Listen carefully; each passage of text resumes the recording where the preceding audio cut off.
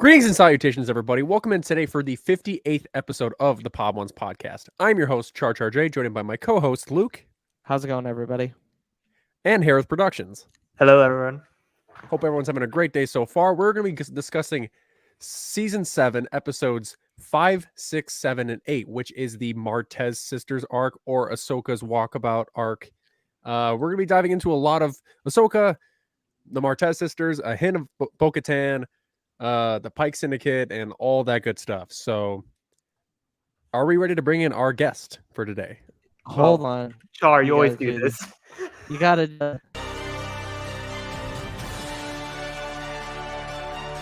never would have made it as Obi-Wan's Padawan, but you might make it as mine.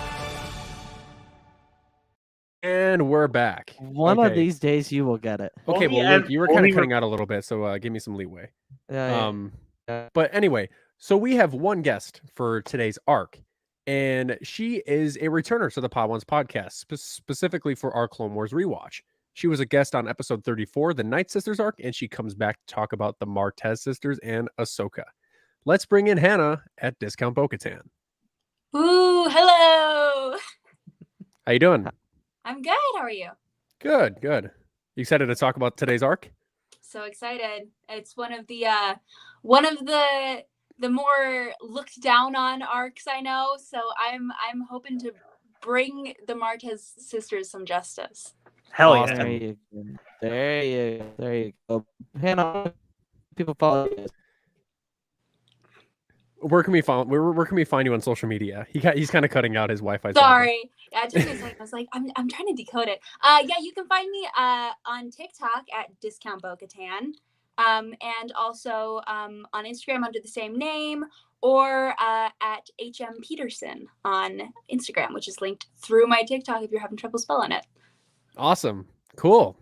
Yeah, so you are the only guest today, so all of our questions are going to be towards you, and we will talk about them a little bit, so you're going to get the whole grand scheme of things. So hopefully Luke has his Wi-Fi figured out, but he's going to restart his stuff. Okay, so without further ado, let's dive into this arc. All right. So we begin with season 7, episode 5. Season 7, episode 5, Gone with the Trace. And obviously, I don't know if Hannah was around for this when I started doing the Godfried impressions. She wasn't. So the first arc you were on, Hannah, I was just reading the plot summaries with Tom Kane's voice.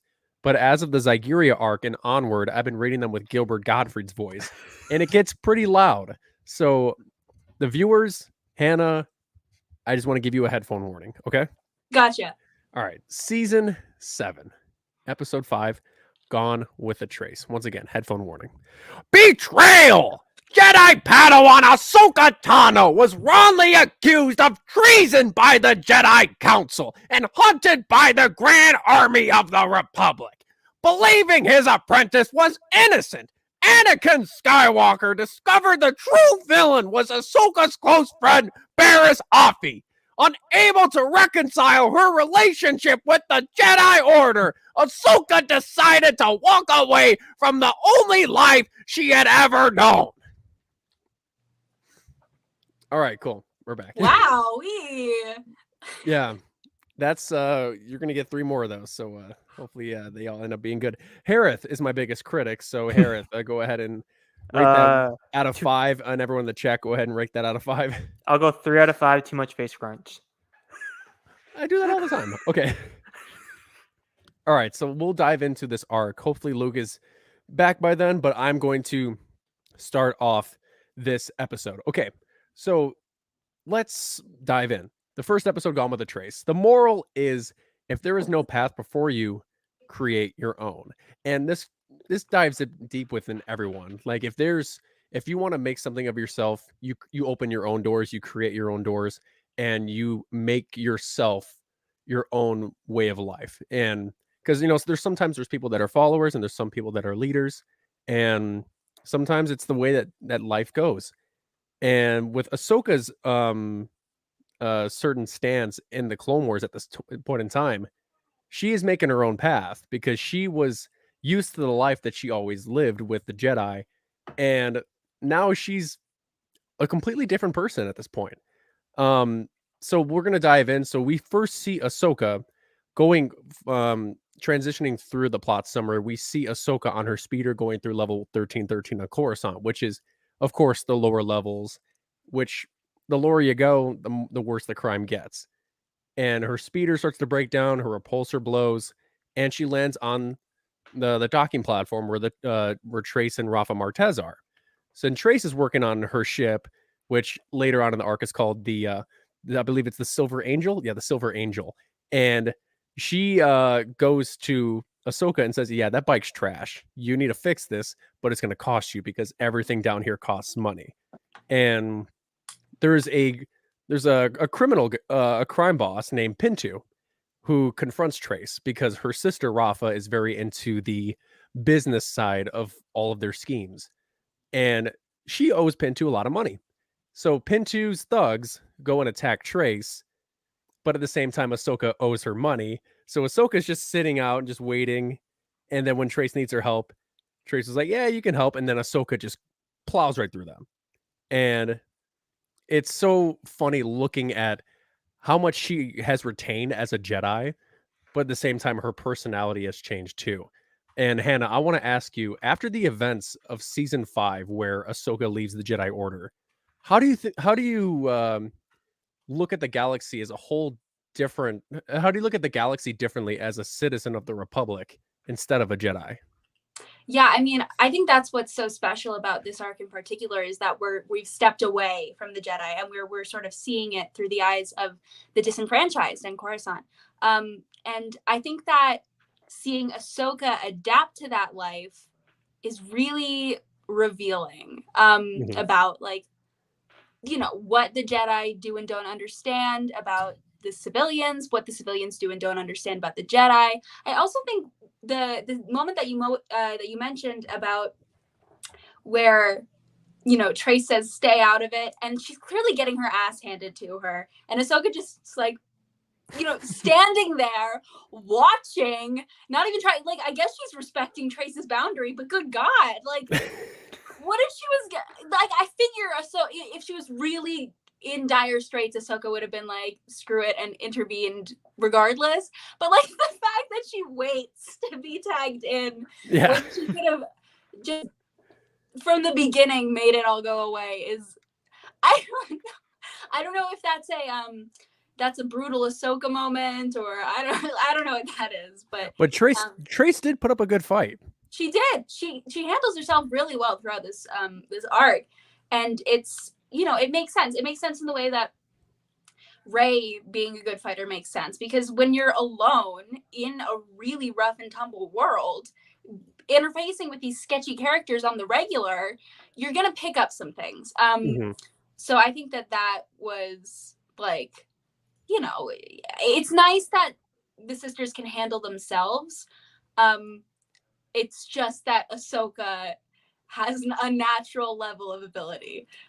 So when she's saving them, it's not because they're, you know, helpless civilians. And I think it's nice for her to see that, you know, these people can put up a fight themselves without the Jedi being like their saviors or whatever. But, you know, ultimately, it is her sort of like moral duty to use her heightened abilities to be able to help out. But I don't know, I just think it's all very like we're pulling back the curtain a little bit on the galaxy, which is obviously the intention.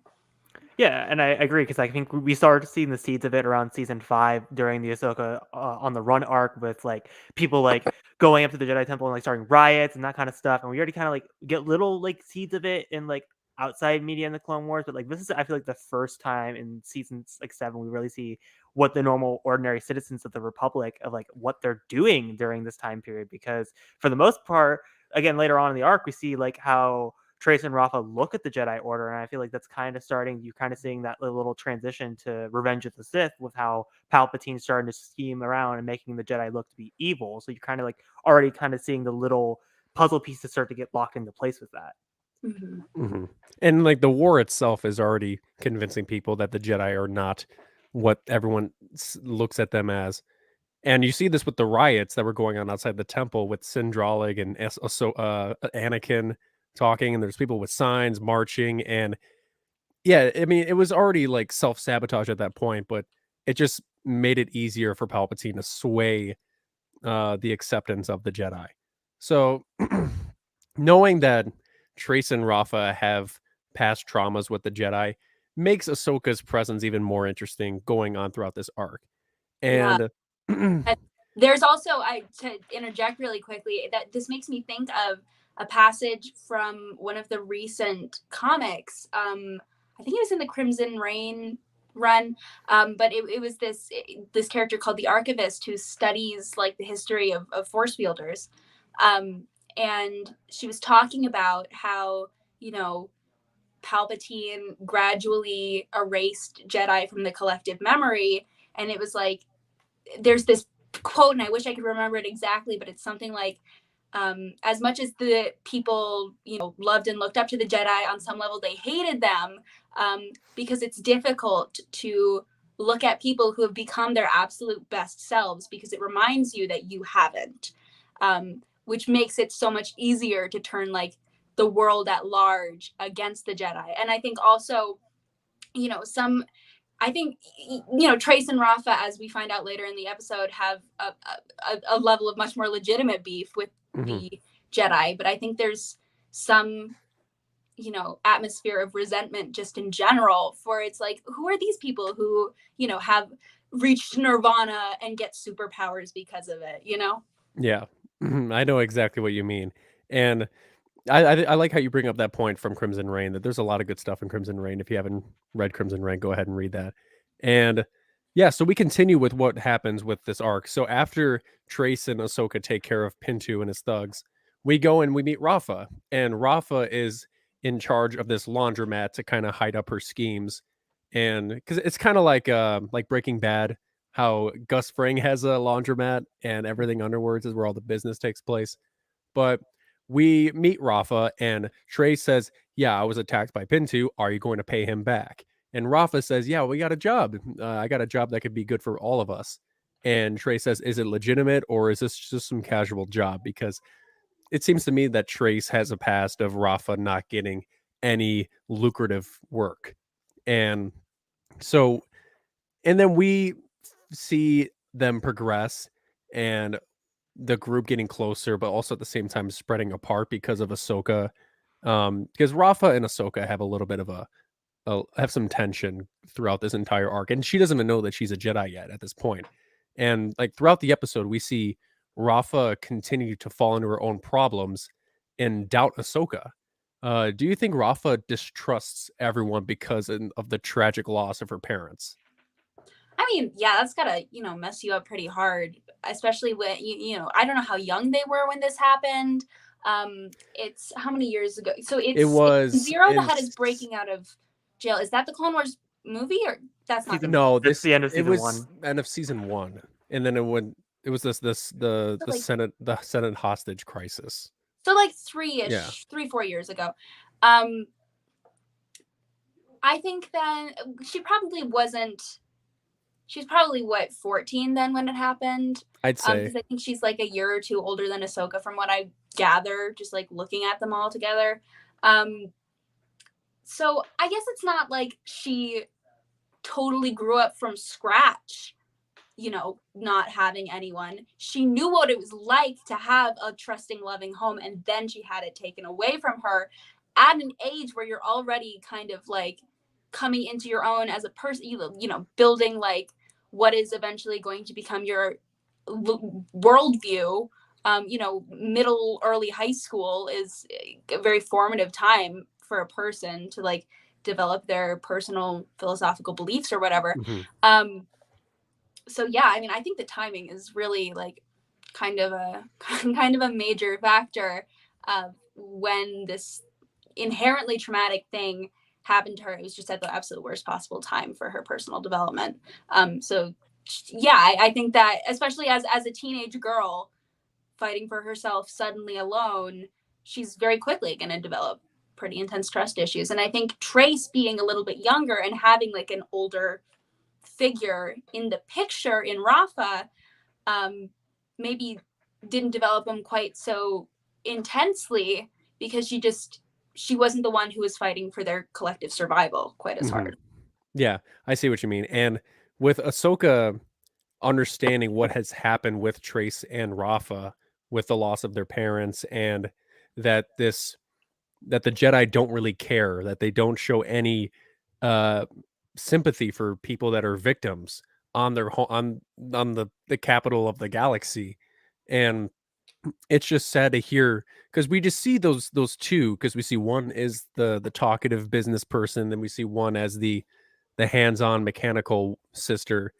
And it's just knowing how they got there because of Jedi trauma, and with Ahsoka learning this, it's super revealing in how these characters develop throughout this arc, knowing that they are capable, but at the same time they still have a lot of sadness within them because they miss their parents. Rafa holds a grudge against the Jedi because of it.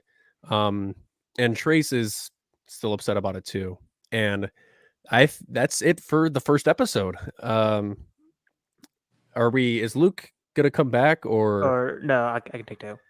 okay, you can take episode 2. All right, go ahead. Well, I mean, you guys still do the plot summary for it. That's right. I caught Okay, you on that so one. you did catch me. free. Okay, so now we dive into season 7, episode 6. Deal, no deal. All right, obviously, of course, Gilbert Gottfried, headphone warning. 3, 2, 1. Crossroads! After leaving the Jedi Order, Ahsoka Tano finds herself far away from the life she once knew. Here in the underworld of Coruscant, she meets Trace Martez, an aspiring pilot, and her older sister Rafa, a streetwise gambler with lofty aspirations. In their short time together, Ahsoka realizes not everyone sees the Jedi as heroes, a lesson she only recently learned herself. Wow. There we go. There we go. Okay, Hereth, go ahead and take it away. Well, I got to rank that a 4 out of 5, but that's probably the most positive ranking I'll ever give you. Okay, you may Okay, not that's fine. accept that always. But anyway, moving into the episode, we start after they finally recovered the droids, and we get back to the ship, and Trace is working on mechanically on the Silver Angel. We get like the first mentioning name drop of that, and they have like a funny back and forth about it. Ahsoka starts pointing out issues with the ship that Trace doesn't understand, and Trace is like, "How the hell do you know that?" And so we move a little bit forward, and Ahsoka's like, well, I learned that from Skywalker Academy. And again, segueing into the question here, with Ahsoka mentioning Skywalker Academy, it's clear that Ahsoka still harbors feelings for the Jedi Order. Why do you think she still has these feelings for them after this trial? I wouldn't say that she has feelings for the Jedi Order in that moment as much as she does for Anakin, like her personal mentor, Anakin, who advocated for her throughout that entire ordeal. I think that's probably where her homesickness lies. But at the same time, just because you've been screwed over by a group of people, like the only home you've ever known, doesn't mean that you're automatically going to drop any sort of care that you had for them. I think that it was incredibly difficult for her to make that decision to leave. So, that's going to come with a little bit of like holding on to her past life. But I think in that particular moment, I see it more as like she misses her big brother a little bit more so than she misses being a Jedi, Yeah. I personally view it as like, I view it similar, but I also kind of view it differently. Like, I don't think she inherently blames everyone on the Jedi Order for her trial. I think she blames key members of like on the council. Like, I would say like Yoda, Ki-Adi-Mundi, like a couple others that like voted positive, but again, she doesn't know who was that. I think she blames that section of the Jedi Order, but I don't think she has any distrust for like Anakin, Obi-Wan, like those type members, the people that Plo Koon, like people that actually were helping her out this entire time. So again, I think it's like she's in this very emotional state of like, I'm trying to accept what was and what is now. So I think that's just kind of where her headspace is at right now. Char, how do you view that? Oh no, Hannah was right on the point. I don't think that Ahsoka has anything against Anakin at all, and you see that a little bit when they leave the area on Coruscant, when they fly past the ship, and she still harbors a close connection with Anakin.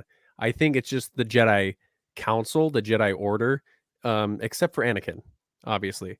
It's a complicated situation, I would say, especially with Ahsoka knowing that they are right around the corner, and Ahsoka wants to hide away from it, but at the same time, later at the end of this arc, we know that she can't, and we understand that Anakin and Ahsoka are two of the same people in a sense, and when they were doing something, I forgot what it was exactly, but I remember Ahsoka saying, or Rafa was asking, "How did you learn that?" And Ahsoka says, "My brother taught me." And it just further connects that Anakin and Ahsoka were like a brother and sister combination, and they worked so well together.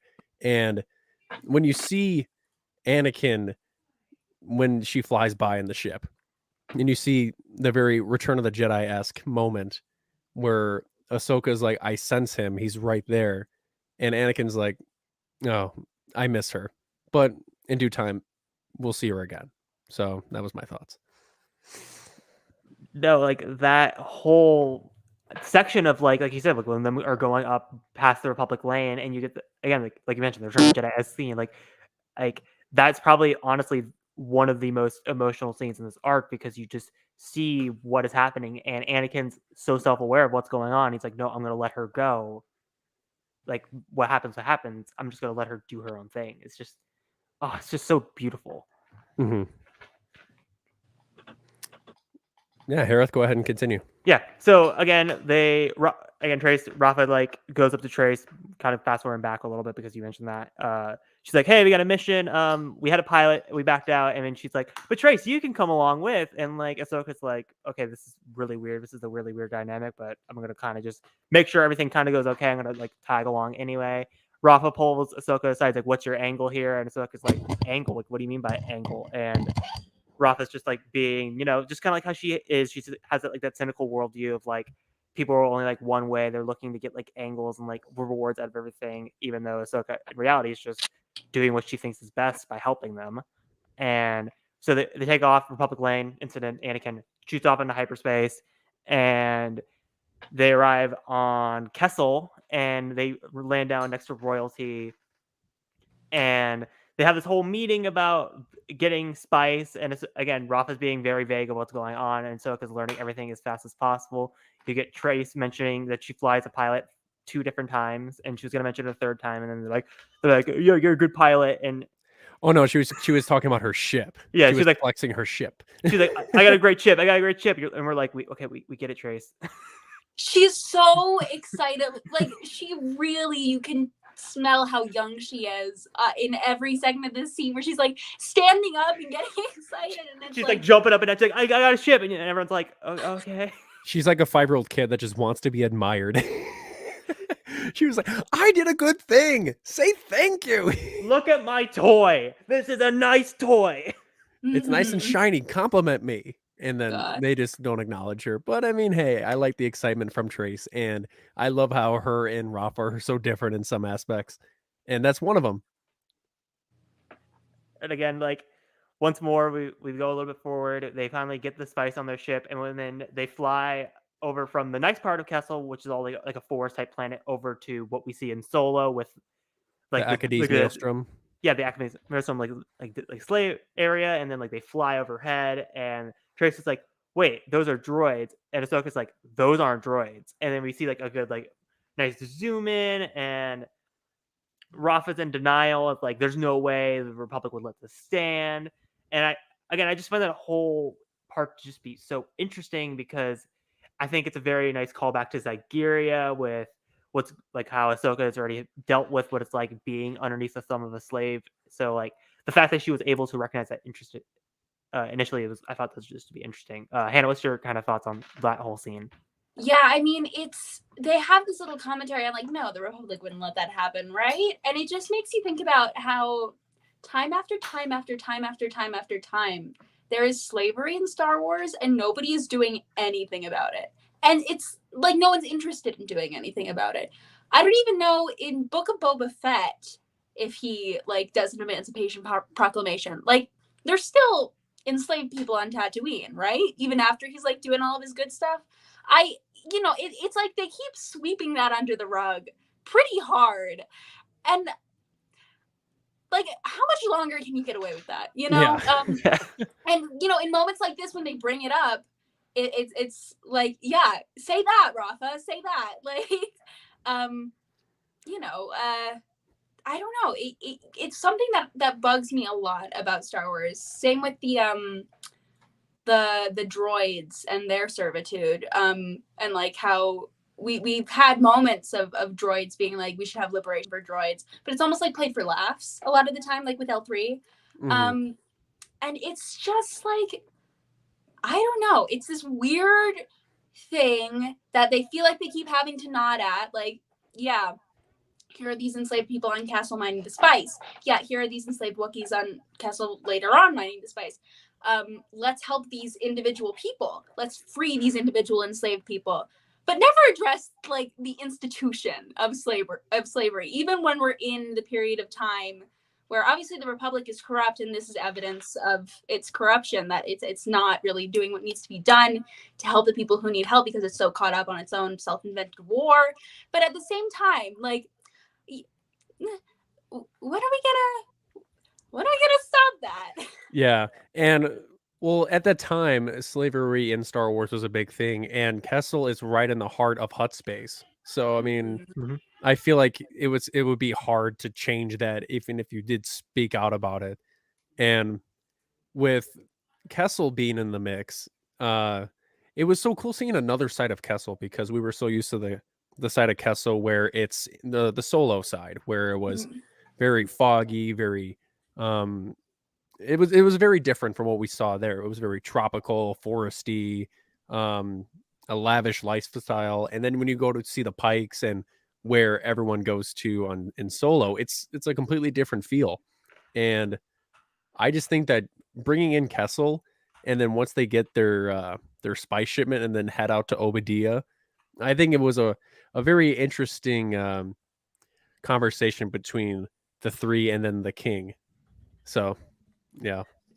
And another thing I find interesting about this whole thing is like, I think from Trace and Rafa's point of view, and most people in the Star Wars universe, like how they view things is they only view stuff as only important to them and what's going on like on Coruscant and like what's in their inner circle, like stuff that like extends outside into the outer rim, like Kessel or Tatooine and that kind of stuff. Like it doesn't really matter to them because for them it's just, oh, okay, like it doesn't really affect me. It's just like it kind of goes back to like Mayfield's speech in Mando season 2 when he's like, new ownership, new management, empire, new republic. It doesn't really matter.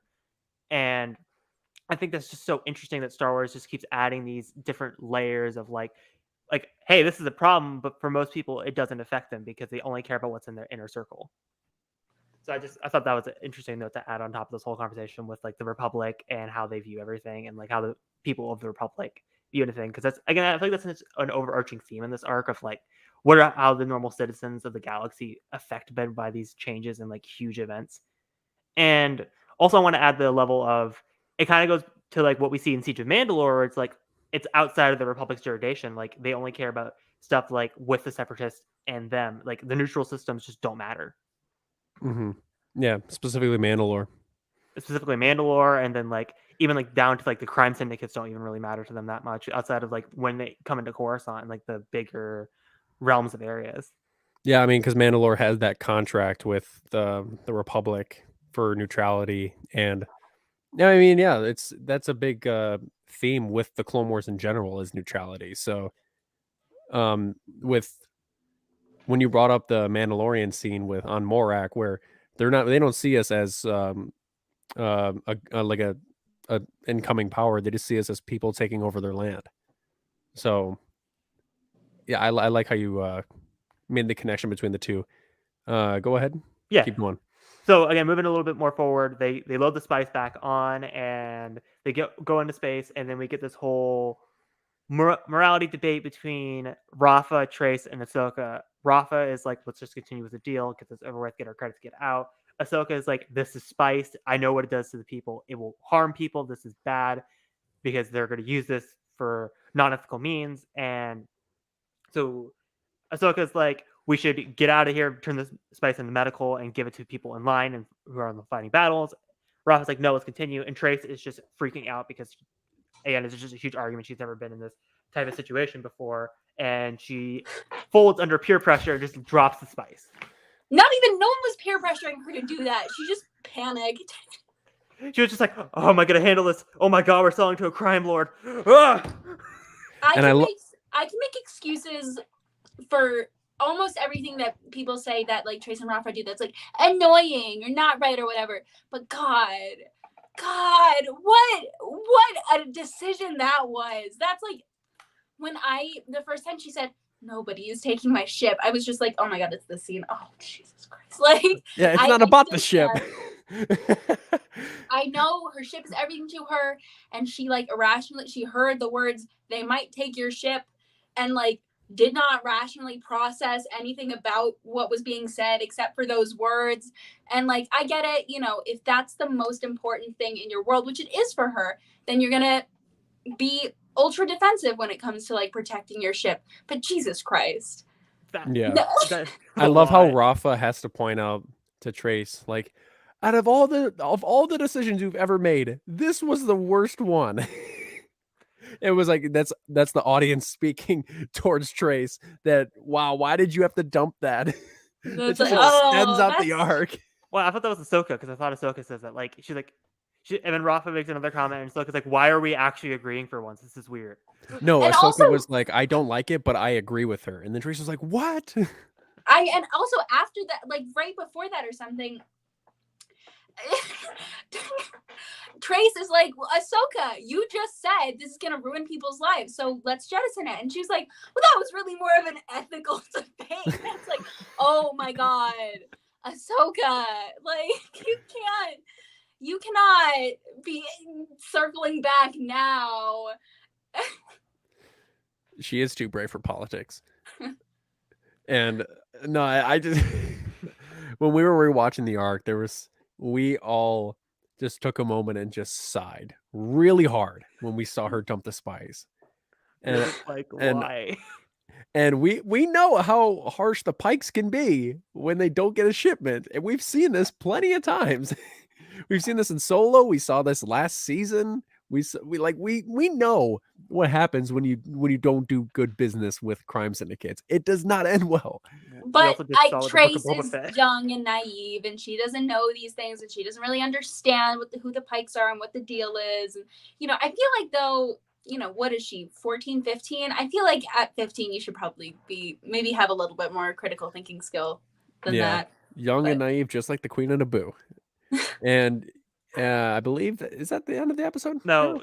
Or you got more to go? Okay. No, there's still more to go because they get down to Obadiah, and then they drop the spice, and then Ahsoka's like, all right, we're gonna do this whole scheme where they think they have the spice, and then we're gonna do that. I mean, she doesn't really tell them the full plan because her whole plan is to mind trick them and then just get on the ship. Which I just find that interesting that that's her Ahsoka's mindset went, and she's like, I'm just gonna mind trick them and just hope this goes well. Which it almost worked. It almost worked. Like they the way that they tease you that it's gonna work for like a split second, and then they're like, and then they start to get on the ship, and then they're like, oh, what's the code? And they're like, oh, we gave you the code. It's just you open it and they shoot the box. Yeah, we sent you an invoice. I just find that hilarious in Star Wars. Whenever like technology doesn't work, the solution always is okay. I'm just gonna shoot it and just hope it works for the best. It usually does. I would love to see a Star Wars like project where they shoot something. And they're like, wait, that didn't work. And like they get like an astromech or like Return of the Jedi, like they have to like wire it up or something. But in a world without buckshot, most of your problems can be solved with a blaster, apparently. Yeah, I would just love to see something just do the opposite. Like in Kenobi when they shoot the laser blockade on Mapuzo and then it shuts down. Like, what if it just didn't? Like, can we just get more of that where it just doesn't work? Or they just put like armor in front of it so you can't shoot it or something funny. Something to not have it to be the way you expect. Like a Beskar pin, like hinge or something hilarious. Just something to like prevent that from happening. But anyway, they're about to escape and they're like, Trace, like gun it, and then they're like, we can't because there's a tractor beam, and so they end up in the custody of the Pike Syndicate, and that's the end for episode 2. I hate tractor beams. Where's Ben Kenobi? Ooh. Yeah, we need more of that. Anyway, so Luke is still having technical difficulties, so I will take the reins for the 3rd episode. Hopefully his Wi-Fi and his connection will be all figured out by the time of episode 4. But without further ado, let's move forward. Okay, so season 7, episode 7, titled Dangerous Debt. Obviously, of course, headphone warning, Gilbert Gottfried impression. Wow, this is actually a pretty hunky plot summary reading. Okay, ready? fun with that. 3, 2, 1. Prisoners of the Pikes! Ahsoka Tano has teamed up with Martez sisters, who live in the underworld of the city planet Coruscant. Struggling to make ends meet, Rafa Martez scored a job running a spice shipment from the planet Kessel. Tempers flared when Ahsoka realized the spice was being sold to the Pikes, a powerful crime syndicate. As Ahsoka and Rafa argue, Trace Martez dumped the spice, hoping to end the dispute. With no shipment to deliver, the 3 attempted to deceive the Pikes and failed. We now find them in prison deep within a fortress on the planet Obadiah. Whew.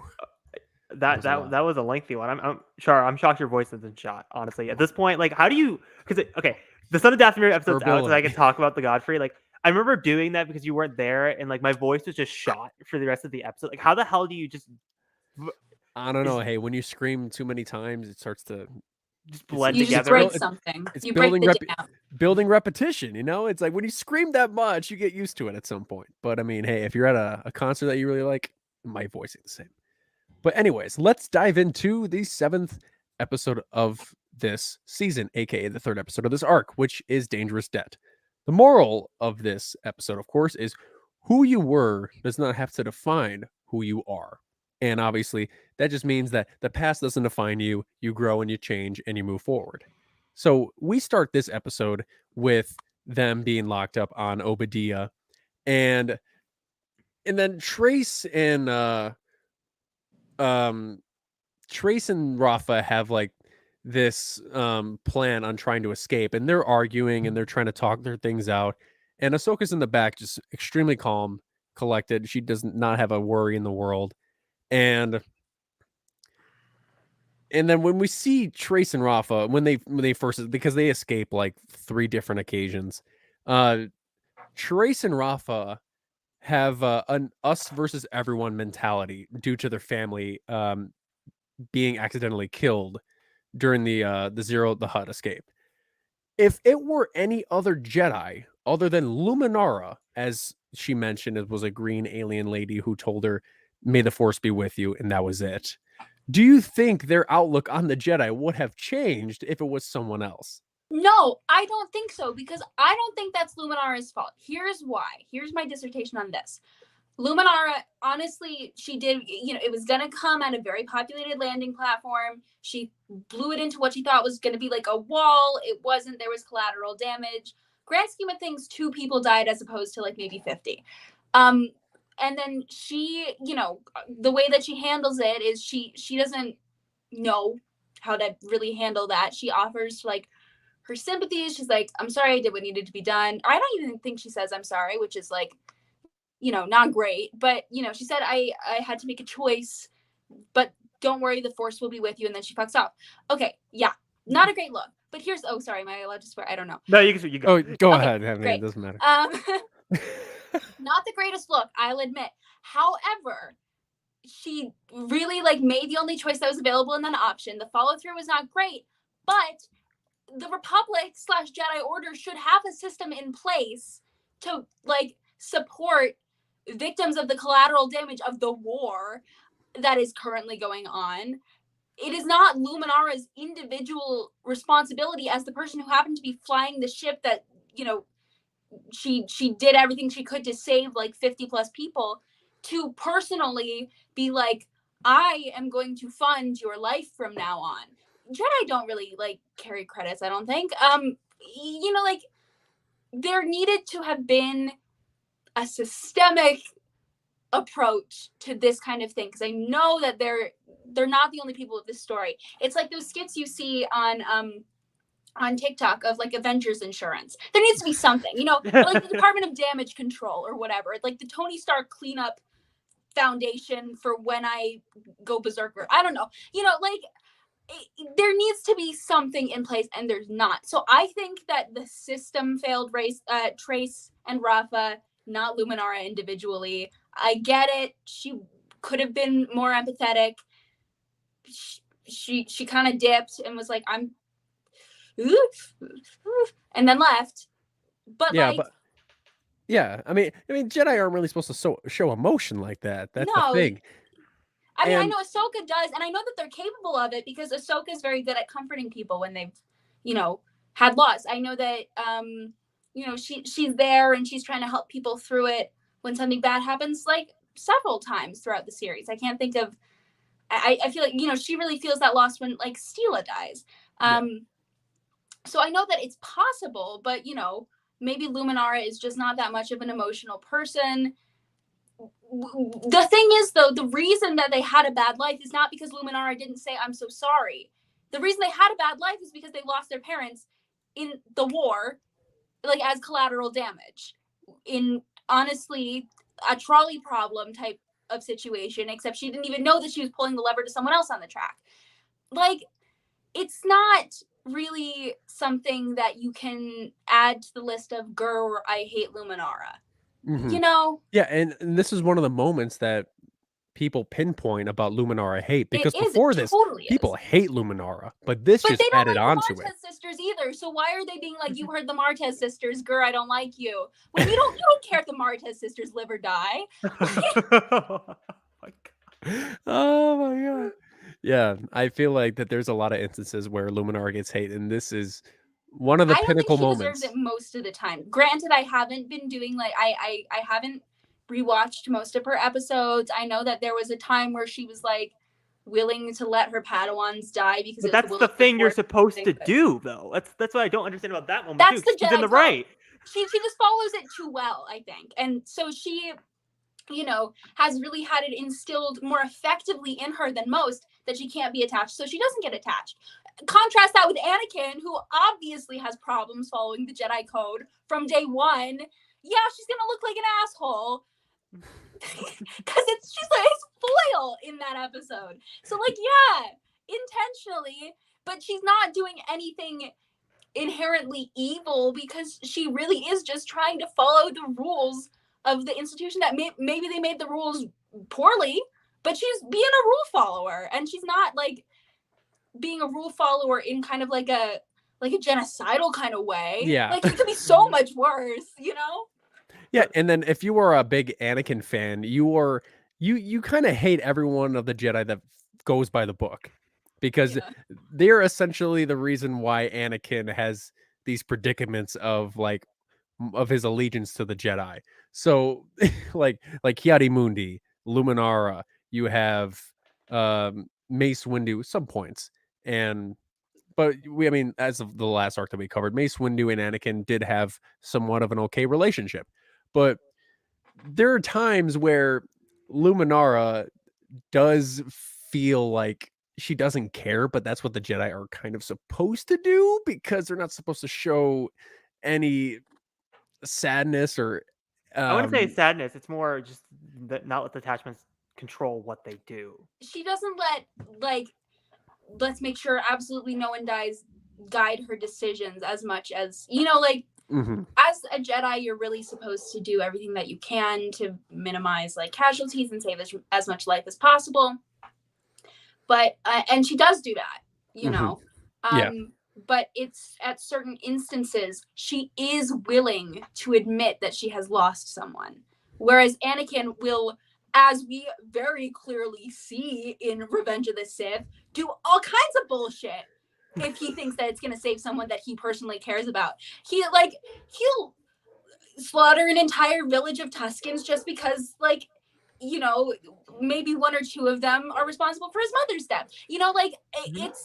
It's a whole, this is not what we need to be aspiring toward, Yeah, and addressing the second half of the question, like, okay, let's say it was another Jedi, but like, let's go for the entire like council. Mace Windu would have done the same thing. Ki-Adi-Mundi would have done the same thing. Yoda actually would have done the same thing as well. Like, I feel like 90% of the Jedi Council, except for I would say Plo Koon, Obi-Wan, and Depa Billaba probably would have done something different. But like, those are 3 of the entire Jedi Council.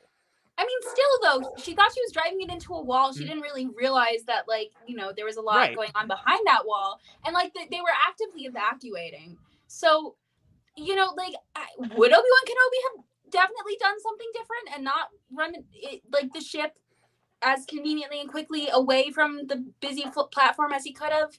Where would he have taken it? Down so that it explodes on a different level? What, back up? It's crashing. It's not going to go up out of the hole. And then once it's up, you're going to crash it onto something else. Like, it's going to crash. It's going to hit something. There's going to be some kind of casualty because something bad is happening and you're doing everything you can to stop it. But there's like a semi careening out of control. It's going to break something. Yeah, and Joe brings up a good comment about what you were talking about earlier about the fundraising for victims. Jedi's mental state walk upon the edge of a knife. 10,000 nights, and not one of them thought to start a GoFundMe for a mental health therapy department. It lost I mean, funding in the it High existed Republic. at one point. Yeah. It But lost I mean- funding during the High Republic. That's where it got lost. In Yeah, and then translation. there's I have a headcanon of Starboard Insurance Company workers trying to calculate Anakin's government ship damages. There's not a death typing like, oh shit, like like 1.3 trillion dollars are just lost in credits. And Yeah, I think that's like a staple of like superhero movies in general. Aren't there like several villain backstories in Spider-Man Far From Home where it's like something collateral happened that caused them to lose their job or caused them to, you know, like, and then that's like someone's villain origin story because the hero I kept think that doing was something. that was Wanda's. Yeah. That was it Wanda's or was it? It was I don't know. Vulture's What in I'm thinking of Homecoming. is like when Jake Gyllenhaal and his gang are like, Tony Stark fucked me over in this way and this way and this way, Yeah. and he's like not meaning to. He's just doing his due. Or like, what's it? When the lady whose son died doing mission work in Sokovia, and like his mom brings it up and guilt trips Tony into signing the accords. Like, you know, like we see that this is a staple of action franchises when they run long enough that people start asking questions about like, hey, are we ever going to address the fact that there was trillions of dollars of collateral damage in the Battle of New York? Then like inherently we're going to get to that point where we're going to have to acknowledge that yes, superheroes cause damage in the pursuit of saving the world. Like it comes up all the time in these other pieces of media. And yeah, but like you don't hate Tony Stark because of that kid who died in Sokovia. You know, you don't. Or, I mean, most people don't. I don't know. Maybe you should. But like, I feel like Luminara getting that treatment is a little unfair. Yeah, and the thing that you mentioned earlier about like fundraising for victims of the war, I'm like, why isn't there any form of compensation for those people that were citizens and just happened to be victims or be a part of the war when they weren't supposed to be? And it's like a first world planet too. It's Coruscant. It's like the wealthiest, you know, part of the. And I understand that, you know, that's not the way that class works. The lower class is not always taken care of. So maybe it is like a reflection of the world that we live in, where, you know, yeah, if something had happened on the upper levels, probably it would have gotten compensated for. But I don't know. It's just like, let's not put the failings of the Republic's, you know, social support structure on one lady. Mm-hmm. For sure. Yeah, I mean, you learn how much the Republic has fallen down with the Senate murders episode with the Padme speech about Tekla Mina, and how the Republic doesn't even get it's people like within the planet don't even get resources. It doesn't matter if you're on the upper level or the lower levels, they don't get any real assistance. They're just so focused on the war with getting more troops, getting more resources, and getting more power for Palpatine. That's all that they're worried about. And that's about it. What did Luke say? Luke's in here. Hannah is right, but the fact that there wasn't much Luminara could have done, but her pretty much saying, "Whoops, gotta go." They didn't seem to care. That's where the difference, I think, Plo and Obi-Wan, and definitely That's would have. true. Yeah, I mean, you bring up a But it good wouldn't point, have made Luke. their lives significantly better if she had been like sat down with them and patted them Yeah. on the back and been like, "I'm really sorry." They still would have been penniless and fighting for their lives. Yeah, if she extended the word count of her apology from 20 words to 50 words, I feel like it wouldn't have made a big difference. But I mean, it is what it is. But without further ado, let's move on later into this episode. So once they get free out of the jail cell, when Ahsoka frees them, Ahsoka realizes that Rafa kind of holds Rafa under her. Oh, no, Rafa holds Rafa Trace holds under Rafa her. under her. Yeah, no, Good Rafa job, Jar. holds Trace under her belt, and because Rafa feels like that Trace needs her, and then whenever Trace speaks against her, Rafa pulls the family card and what kind of guilt trips her into wanting to stay with her. And Ahsoka mentions to Rafa herself how she always uses the family excuse to rope in Trace whenever, because we all know that Trace wants to do something else than what Rafa's doing, because Trace wants to be a pilot. She wants to do something different than being into the criminal family um, chaos that Rafa is a part of. And Hannah, I just want to ask you: do you think that because of her family ties, that Rafa stays with Trace, or do you think Rafa is just purely using Trace? Oh no, I don't think that at all. I really do think she cares about her. No, I mean, she would have ditched her a long time ago. Yeah, I don't think that she's a heartless person like that. Especially because Trace is the only family that she has left. Mm-hmm. She's hardened, which is to be expected from someone who has lived the life that she has lived. So yes, she is reluctant to trust outsiders. She's willing to throw Ahsoka to the wolves a little bit, because she's an outsider. But honestly, she does what she does, and she does the risky things that she does, in large part so that she and Trace can live a better life. So no, I don't at all think that she's completely devoid of care for her little sister. I think it's quite the opposite. I think that she's the thing that she has in life. And like, yes, their dynamic is not always the healthiest, for sure. Like she's not supposed to be a parent, She's having to parent this person who she did not sign up to parent, who she does not know how to parent, who she was 14 when she started developing her parenting technique. She's gonna be doing some some poor parenting. I think that's to be expected. Yeah, I mean, I have a good comparison, but I feel like it's kind of weird. Have any of you two seen the show Glee? No. Have you seen the show Glee, Hannah? Yes. You have? Okay. So this is kind of like the it's in the later seasons with was my audio. Yeah, your audio's cutting out a little bit. But like the later in the seasons where the twin cheerleaders, the boy and the girl, come in, and the girl is very parenting towards the brother because the brother finds a love interest or finds someone that he's like attracted to, and she's like, no, I don't like her, she's I don't think she's good for you. And I feel like that's kind of like the same thing as Rafa and Trace. Like Rafa is trying to tell her what's best for her, but Trace knows like, I can do this, but we can also be on good terms without you interfering in what I would like to do. So I mean, yeah, I feel like it's on the same wavelength as Trace can do what she wants, but Rafa can be the person where she can input her opinion, but she cannot control what Trace does. So yeah, that's essentially what happens throughout that cell matter between the two of them. And we see them trying to escape and doing all of this stuff. And we essentially, that's the end of the episode. All of the fun and craziness comes into the fourth and final episode of this arc. So that's where we end it. I was going to mention one thing in the episode that I find it interesting that the Pikes put them in the middle, and then they're like, oh, we know that Ahsoka's going to try to save them, and like they had them hidden behind a wall. So I thought that was like an interesting tactic that the Pikes do, because they instantly put it together. They're like, there's something different about the Togruta person in the group, so like they're like we're gonna like use that against them. Yeah. So I thought that was just an interesting character moment Mhm. with the Pikes because it just adds a little bit of spice to their characters. Pun Oh, intended. pun intended. Yes. Okay, so Also, we at this point in time, hasn't like Bo-Katan kind of been stalking them as well?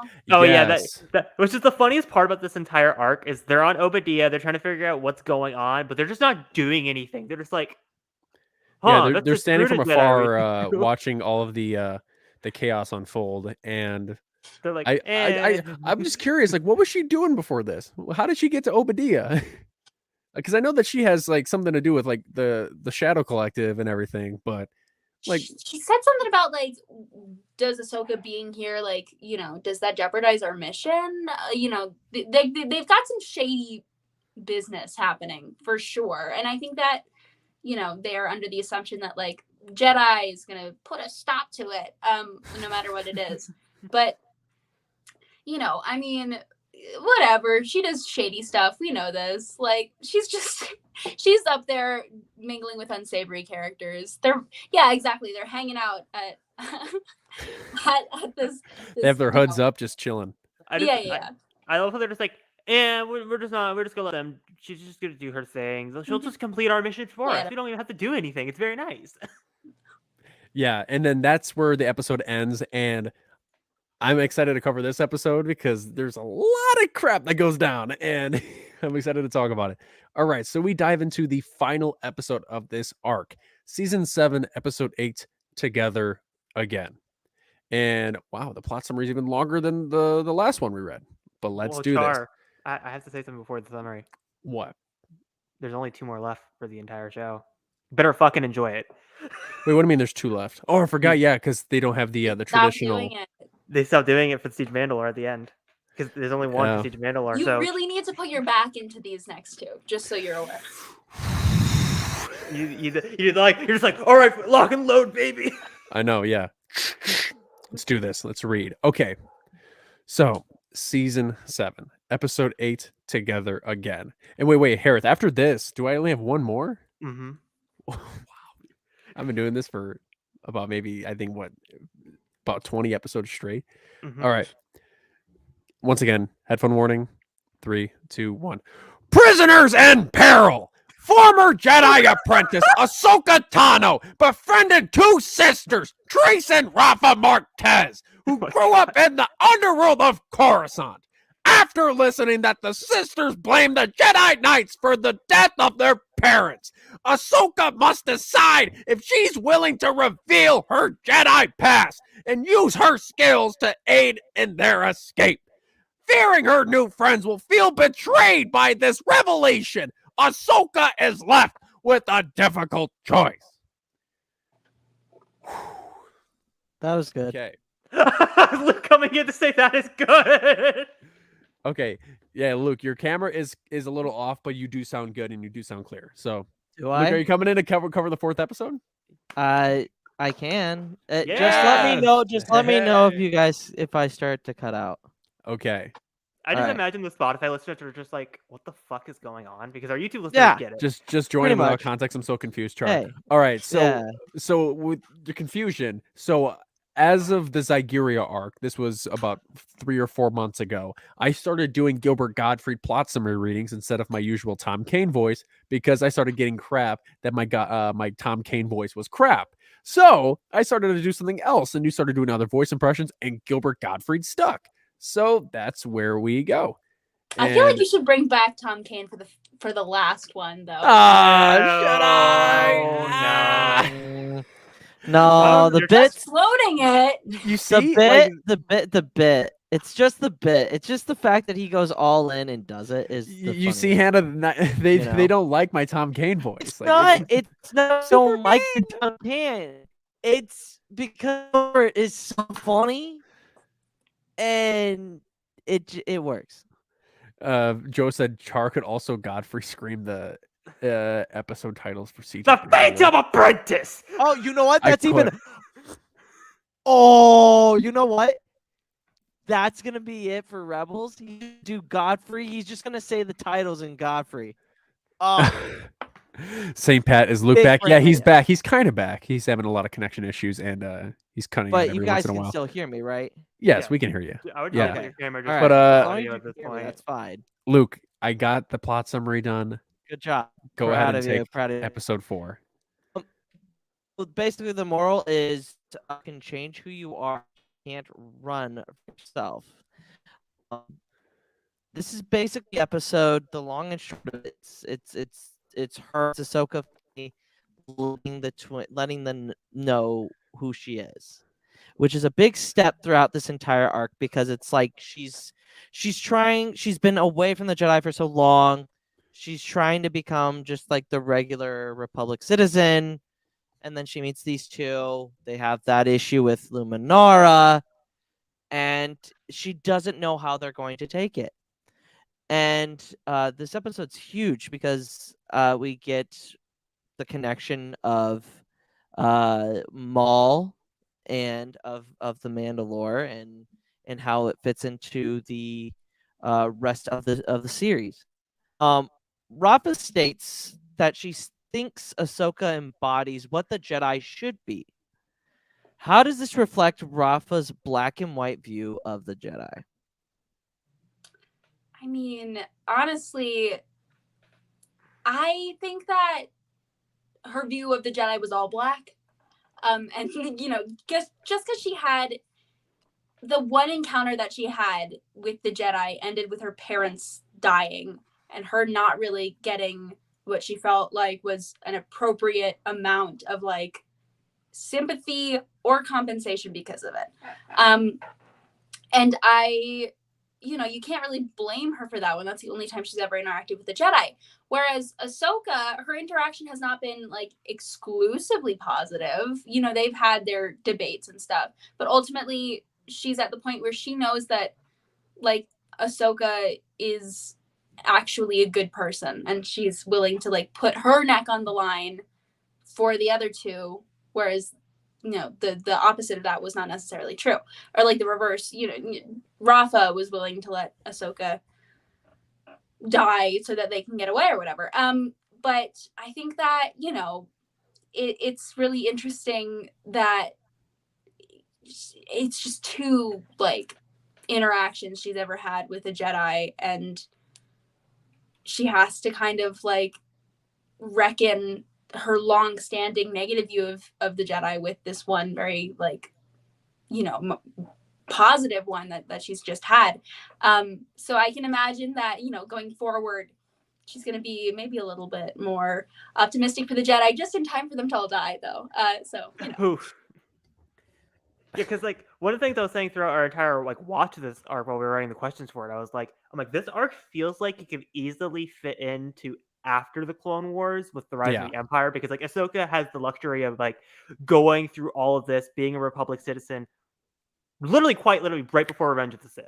So she gets all the benefits of like when like that life is just ripped away from her again. She's like, oh, I'm already used to this. Like I already went through this entire growth of being a citizen of the Republic, not being the Jedi, while people like Caleb Dune and Cal Kestis have to like get back to this new normal of like, oh, my life of a Jedi is gone. While like Ahsoka, really for the most part, it's like, oh, I've already done this shit. I can just naturally fit into this life. So I just find that like very interesting that I feel like that could just easily slot into right here. Well, to be honest, from what she said to Mace Windu, I wasn't convinced, in Siege of Mandalore later, I wasn't convinced that she was never going to consider coming back to the Jedi. She said, like, I'm not ready to come back yet, but that wasn't a definite forever no. Like, I think that the door was kind of open for her to potentially reconsider and maybe rejoin the Jedi. I don't know that she would have, but, it is a loss of options for her. She's like, I'm going to reconsider right before everyone dies. Yeah, her timing's not the best, if I'm going to be honest. She's kind of cramming at that point, but I think it's a good thing to talk about, Hannah, because it is. She never really slams the door on that, even when she leaves. Mm-hmm. She says, I just have to go figure out what I'm supposed to do. It's kind of like her taking the Wayseeker path in the High Republic. That was her journey through the Force. She's trying to figure out what the Force is trying to tell her, what it's trying to communicate with her. So you're right. She's never really truly cutting off ties with the Jedi. Now, would we blame her for doing that? Not really, to be Yeah. honest. And I think it's interesting because I think we didn't really talk about this when that episode aired. The funny thing, I just noticed this on a TikTok. In the shot, Obi-Wan goes to go after her, and Plo is the one who puts his hand on Obi-Wan, kind of holding him back, which I find is You never noticed that? very interesting. Yeah, because Obi-Wan was about to run after her as well. And Plo was like, no, just let Anakin and Ahsoka have this moment. Yeah, which is interesting because I know, I feel like Obi-Wan also kind of feels like he kind of messed that whole thing up, and that also adds on to Dark Disciple. Like it's those like consequences that come through, small in the small time frame of that. It goes Ahsoka leaving the Order, them screwing up with Quinlan Voss, and then it's like happens in between, and then the Lost Ones also happen. So it's just like all of these decisions that I have made in the last and a half have just completely come back in the which is very, very interesting. And shameless, we are going to be releasing a episode of Dark Disciple, which we will be recording on Sunday. So be on the lookout for that. It's going to be a good one. Or what do your thoughts? What was that you cut out? You are cutting Jim. out in and out like fucking crazy, Luke. I'm gonna play it. Like Your sound was pretty good for your conversation, but at the end, yeah, it just you cut out a little bit there. Were you asking for my thoughts? No, I just when you think about how the Martez sisters look at the Jedi Order, I don't blame them that they have a grudge against them because all they've experienced until Ahsoka shows up is the bad side of them because they have a bad memory of them. But Ahsoka, I feel she is different, and that moment where they get captured and Ahsoka tells Rafa and Trace that she left the Order, and they both in sync say, "You can do that," was so funny. I laughed so hard because they don't know a lot about the Jedi. They just know that they are these at the time they're these soldiers. They're these monks that just from what I'm assuming what they've heard or what they know as of right now, they cause violence. They call them And police officers in the first episode. Like they're just up around in the upper levels of Coruscant, policing everyone, getting awards. that they are they're not the ideal people as some make them out to be, but I don't blame them that they see them negatively. But as of after Ahsoka, I feel like it's going to be like an Ahsoka situation, learning about how the politics of the Clone Wars are not as black and white as she once saw they were. But I love how she's passing down that view to Rafa and Trace to give them an opportunity to be like, hey, there's two sides to each coin. Look at one side and then look at the other, because there's good Jedi, there's bad Jedi, and you experienced a bad one from your point of view, but now you are in part of a good one that is not like the other Jedi, that is adhering to the code, that is following what everyone else is telling them to do. Or it's this this dilemma between figuring out who is a good Jedi and who is a bad Jedi. So that's my thoughts. But no, I definitely agree because I just again like you said, I was laughing at that moment of like you can do that, of like how they're just so they think everything is just so simplistic with the Jedi, because again to them it's just they're just trying to get by every single second, paycheck to paycheck to paycheck, and Trace is just trying to become a mechanic, and Rafa is just trying to provide the best you can, be a good parent, but she's ultimately failing at that. Like it's just that like a stereotype of like we've seen in like media forever. And so when Ahsoka comes into their life and she's the Jedi that they weren't expecting, it kind of just shifts their entire worldview. And I think Bad Batch does a really good job of building on top of that, like seeing how much Ahsoka affected their life and how they're ultimately for the better when they show back up and help the Bad Batch out, and like they already know what's going on with all of that, and they're able to get in contact with Rex. Mm-hmm. So again, I find that interesting that whole dynamic and worldview started to shift. Yeah, absolutely. Is Luke back? Hope he can continue the rest. Can you hear me? Yeah, we can hear you. Yeah. All right. We'll go ahead and I'll try to get through this as quick as I can. So basically, they escape. They're able to escape the help of Ahsoka, and seeing them try to escape the second time is very interesting. I wouldn't really call Also, it an escape. It's more of the Pikes let them out. They're like, "Oh, we're gonna get fucked by Maul if yeah, we don't do this. So we're just gonna let you go. We're gonna let you go on like a controlled watch. You better come back with our spice." Essentially, pretty much, and it's just, and then ends up causing and ends up getting a glimpse of Maul. And when we were talking about this, we were watching the episode. Hereth was like, "Is that just so?" Like when he he had the question of, "Is that him seeing her through the hologram or through the Force?" I said it was through the Force. What is everybody else's thoughts of when he's kind of talking that can kind of sense her? That's through the Force, right? Well, the thing is, I am very confused about how that hologram works, because if you can just turn and see the other person's surroundings, like, how is the layout of that? You know, like, Is everything where- blue? how does that work? And how do you, if you turn, it gives you like the POV of where you would be, and you're just looking at like, I don't know. Very weird. Lots of questions about the technology of Star Wars in that Mhm. moment for me. yeah, So because it's I like, don't- can you like see like because like it was like a large shaft. It's like, can you see all the details of everything? Do you see a small person like crouching down? Like, how the fuck does that work? So it's like Yeah. I always assumed, like, I agree with Luke, because when I threw that out, I was like, and then Luke explained it, I'm like, oh yeah, it makes sense that Maul just sent another person in the room of the Force, and he turned was like, they're somewhere over there, but like, they can't see it. No, it makes sense. It's just I mean, my instinct, was like he turned and he looked over because he thought he saw something out of the corner of his eye, and I was like, is that how does this work? No, yeah, absolutely. And I think it's funny because he also looks great in this episode, by the way. Mhm. The whole hooded thing, and he's kind of got Kinda the like- whole He's got his Malachor look. yes, Rebels. yes, he has his Rebels look. I would say, I wouldn't say Malachor, I would say he has his Solo look. Because that looks That's right out true, of Solo, yeah. with the whole, That's like, the true. hood and The everything. the hood for sure is Malachor. Because he doesn't have like his like drip, like his long drip on. He's got like his like I'm like gonna go to like it, like let's just say I'm gonna go to bed in like the least amount of clothes possible. That's what he's wearing. Yeah. You know, it's hard. What you mean by that? You know? His open Fabio. Yes, yes, the open Fabio.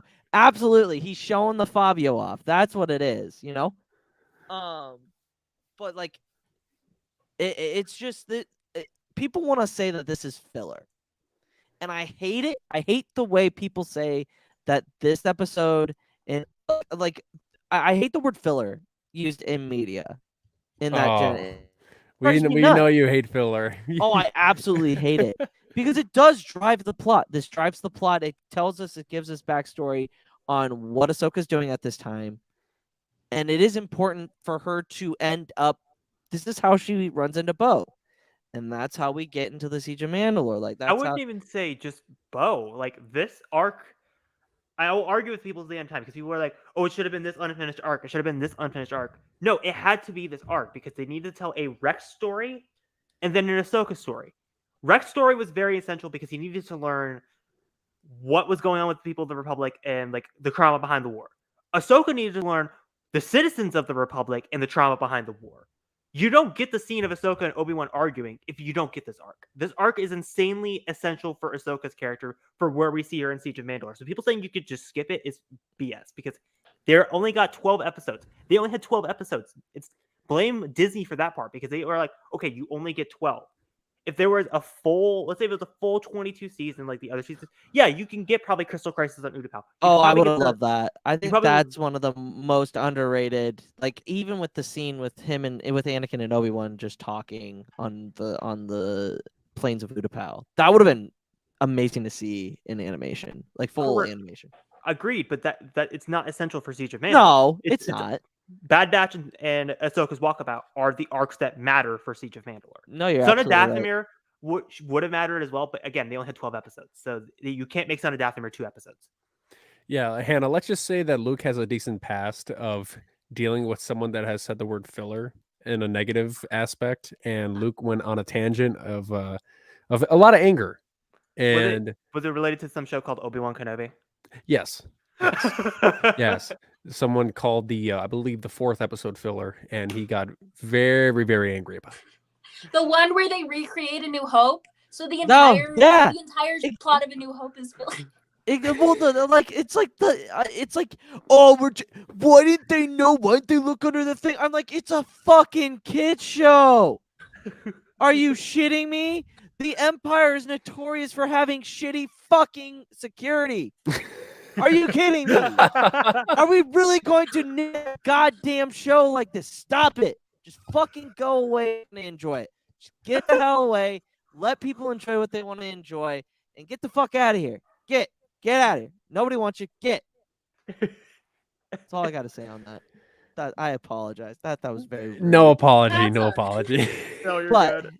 if you could see me right now, my face is beating. Yeah, I just imagine Yeah, a bunch of I like know. veins popping out of your head. You're just like, ah! Yeah, It's annoying. It's just annoying when they use filler. You look know, like, you look like the Warheads guy. it's like. Steam have coming you- out of your ears. Hannah, have you watched anime? Are you a big anime? I've seen Death Note. That's it. Okay, so one of the biggest, one of the big, well, 2 out of the big 3. So you have Dragon Ball and then you have Naruto. Those 2 shows are notorious for having what we like to call actual filler episodes. There's an episode where Piccolo and Gohan, or no, Piccolo and Goku literally learn how to get their driver's license. They get their driver's license, but they can fly everywhere. How does that make sense? It doesn't. That's filler. Nothing else here is filler. Nothing. I would say that when you put it next to the Siege of Mandalore, I understand how this arc is underwhelming. I get it. It feels like the middle of, season 4 when we're not dealing with the other stuff. Like, it does feel like let's tell a character story, and a lot of people are very quick to write off character stories in favor of plot-driven stories. So because Ahsoka doesn't go through an immediately obvious major metamorphosis, I understand why people are willing to write it off.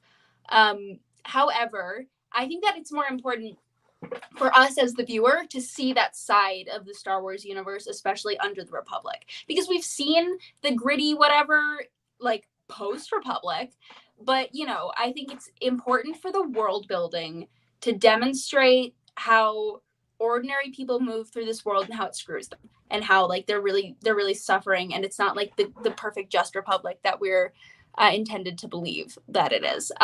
So I think the importance of it is less for Ahsoka's character building. Well, it's definitely going to contribute to her character building. I think its most important aspect is looking at this world from another point of view.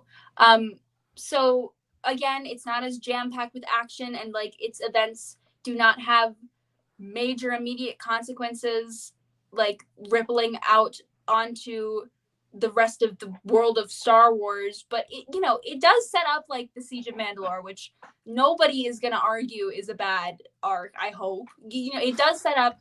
Bo-Katan is watching Ahsoka, is setting the getting ready to maybe recruit her for this mission that she's going to do. That setting up that Maul is deeply intertwined in all of this crime lord bullshit. Like, there are important nuggets, but it's not like inherently plot important in and of itself. So again, I get it. It's just like maybe look a little deeper. It's not warranted. You're absolutely right. We don't get the common person's view of the Jedi. We just don't. We don't focus on that. And you can't. Because you do have I mean you could have. There's 7 seasons of the Clone Wars, but I mean there's not a lot of episodes where you can take a perspective that isn't a Jedi, a clone, or a senator, and make it impactful like they do with the Martez sisters. And I think very, very important that we do see that, because we end up seeing it a little bit Bad Batch. So I absolutely agree that isn't important. I'd say it's even more important for Ahsoka's character growth than anything else. Right, because like I said, you don't get the scene of Obi-Wan and Ahsoka arguing what should they do. Because Mhm. Ahsoka's, again, like in that episode, we'll go over it again when we talk about Siege of Mandalore. But Ahsoka's point of view is like, we got to help the people, and Obi-Wan's like, no, we got to save the Chancellor. It's like this whole, it's kind of like this microcosm of like where the Jedi at in this time frame, and Ahsoka's kind of, I wouldn't say going back to the older roots, but she's starting to recognizing the flaws in the Order, and she's starting to seeing it for the first time. Yeah. Yeah, she's looking from afar, and because that's what happens when you are a part of something, you don't really get to see what's happening behind the scenes. But when you are a part of it, then you decide to look from the outside view inwards. You start to see little pinpoints of like, wait, why are they doing this? What do they get out of this? What are they trying to accomplish? This doesn't really do much for the people because the Jedi, or not more or less the Jedi, the Senate hasn't really been more for the people. They've been for the war. And that's obviously what Senator Amidala was trying to get for, was that she wants more services for the people rather than the clones and the war with the Military Creation Act and adding more clones to the war. And I feel like the whole focus of the Republic has just died. Like there's no importance to the people anymore. It's just finish this war, just waste a bunch of money and lives, and then see what happens next. Shocking figures. Yeah. So to end off the second to last episode of the Podwins Podcast Clone Wars Rewatch, the final question. Yes, like the stream. Please like the Drop a like. stream. Drop a like Immediately, right now. or I'll steal your epic. Are you blind? Deploy the likes! Yeah. I will steal your Anna, cookies. I will ask you one final question. Do you think, after this entire arc, do you think Ahsoka still remembers Bo-Katan slapping her ass?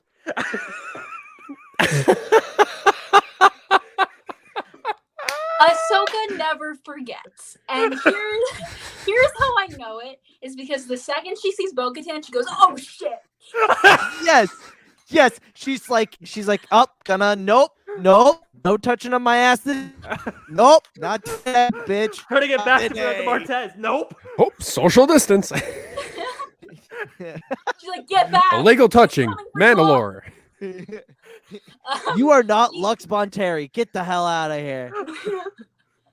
I mean, I think at that point though, they've moved past the role that she was playing of, I'm a little girly who's marrying Lux Bonteri, I'm his fiance, into like, I know who you are and you know who I am. Like, I think we've Let's cut the progressed bullshit.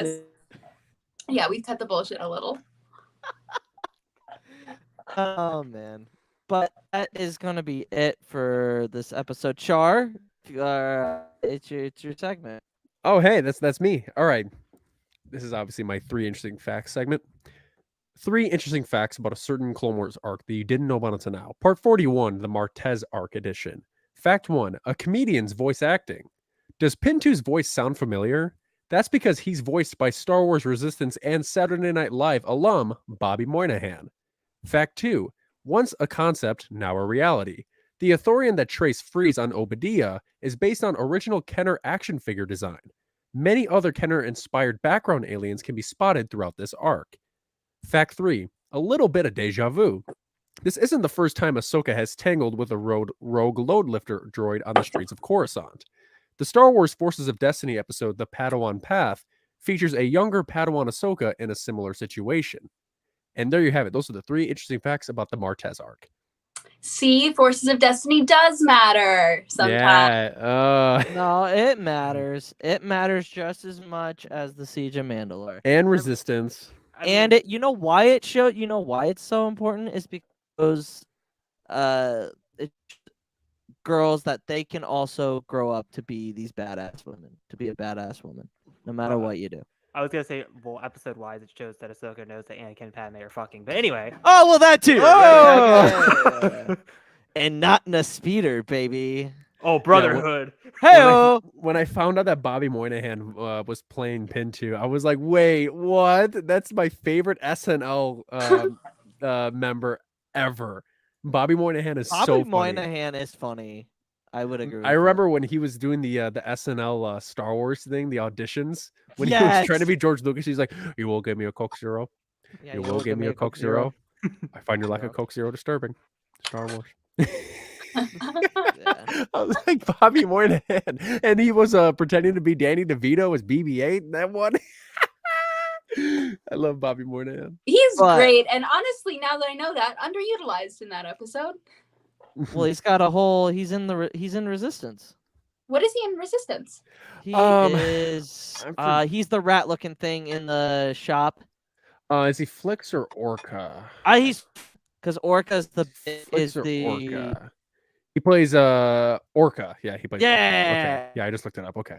he's What rat in what super- shop? He's Yeah, Flix is the owl-looking thing. Yes. The one that Kaz goes to get parts yes. In Star Wars with Resistance. the Gorg, Bitey.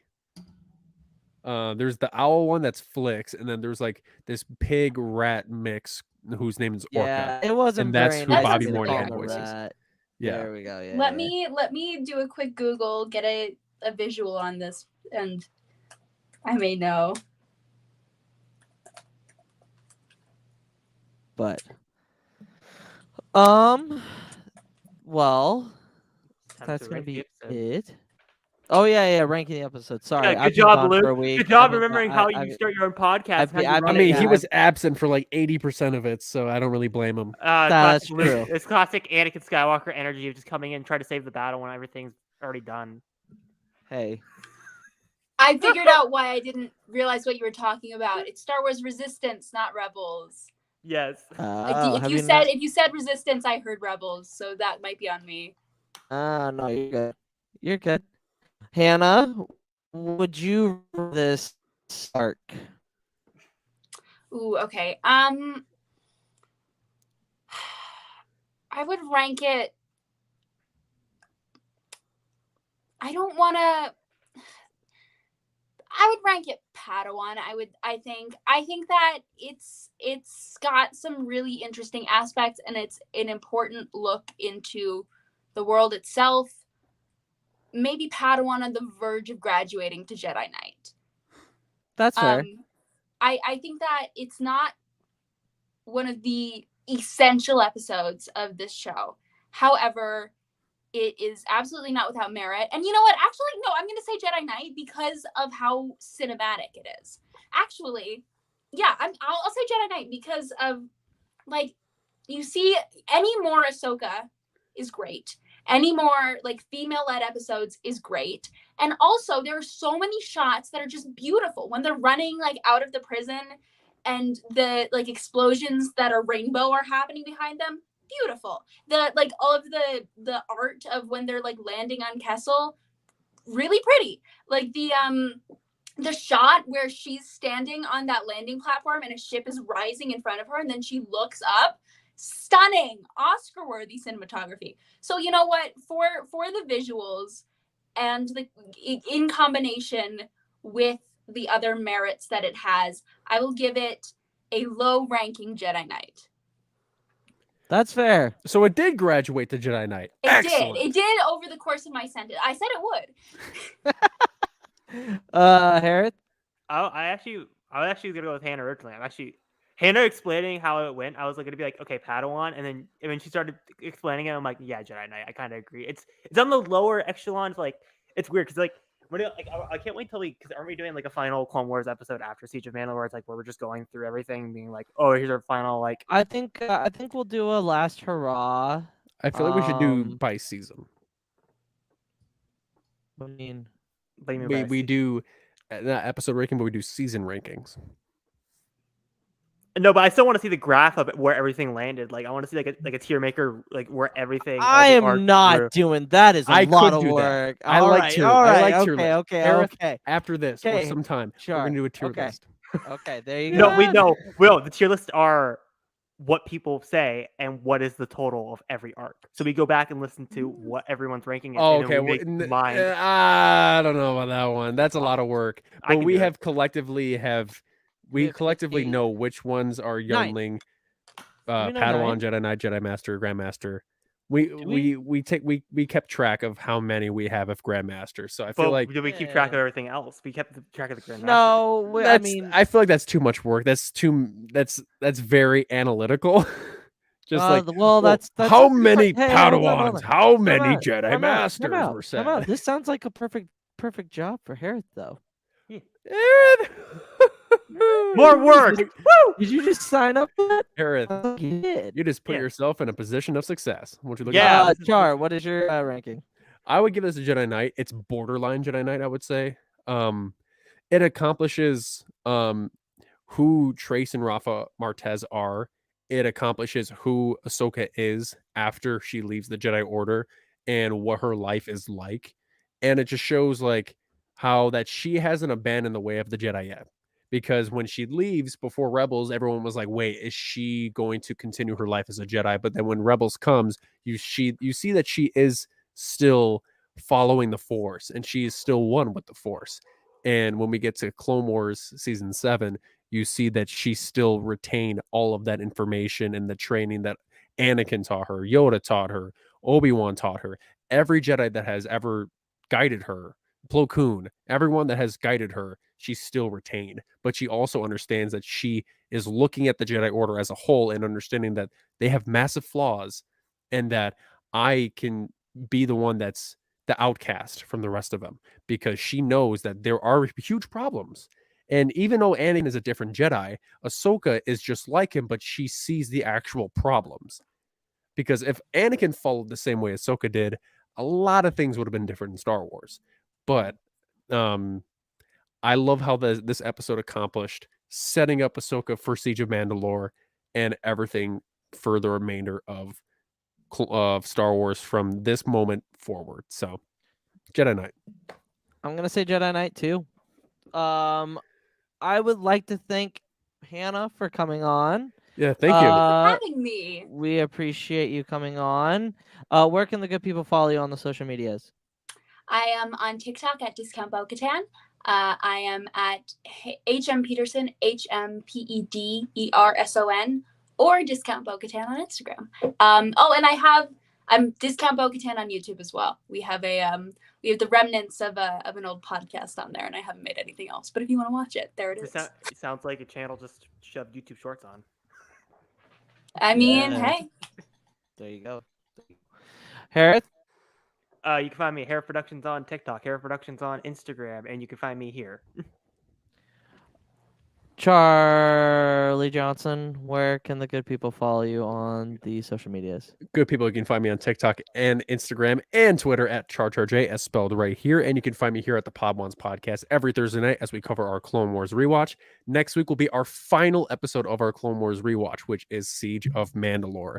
And you can find us every Friday on Stream Lounge. And tomorrow will also be the last episode of our Kenobi rewatch on Stream Lounge. And we will be giving away something very, very cool. You want to be ready for that. Luke, can we announce that yet? Yeah. We already said it in the video. We already said it in the video, Char. Oh, okay. So Yeah. tomorrow we'll be giving away a Xenopixel lightsaber from Master Allen at Level Up Sabers.